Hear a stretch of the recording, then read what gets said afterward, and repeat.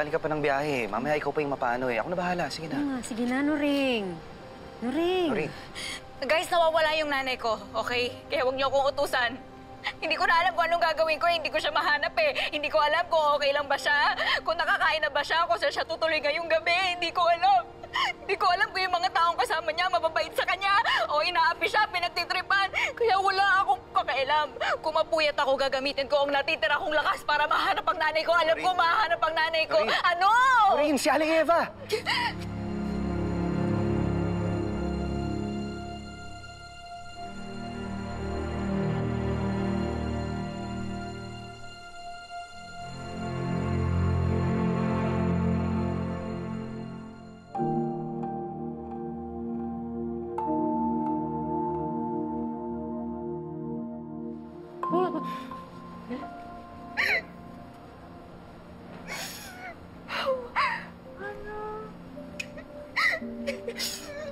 Saan ka ba nagpunta, Nay?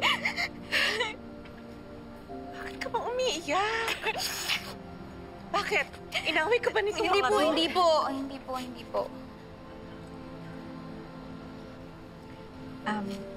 Excuse me, sorry ha. Ako nga pala si Grace. Nagtatrabaho ka sa Biyaya Foundation, isang NGO. Nakita kasi namin siya sa Barangay 13, mag-isang tumatakbo hanggang sa nawalan ng malay. Kaya dinala muna namin siya sa headquarters namin.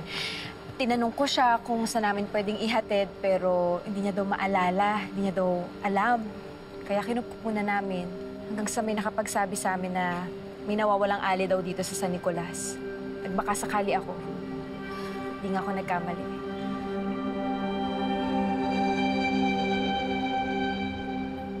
Salamat. Kasi Noreen,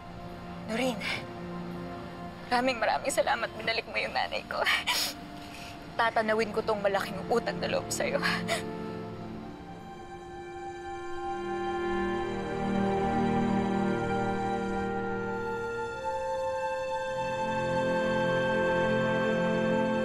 Welcome back, Aling Eva! Aling Eva, patawarin mo ako ha. Sa susunod, hindi ko na talaga aalisin ang mga mata ko sa'yo. Aling Charing, wala pong naninisi sa inyo. Ang importante, nakabalik na dito si nanay.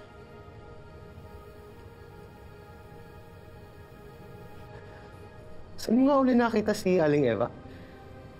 Sa Barangay 13 ho. Malayo naman ang narating niya, no? Paano naman napapunta ron si Aling Eva? Gusto mo mag-jogging tayo? Aling Eva, nandito na po kayo sa pamilya niyo. Sila na po yung makakasama niyo mag-drawing. Ay, bakit? Ayaw mo na akong samahan mag-drawing? Siyempre, gusto ko po. Pero, Pwede mong dalawin si nanay. Bukas ang bahay namin para sa'yo, Grace. Sabi ko sa'yo eh, mababait ang mga anak ko.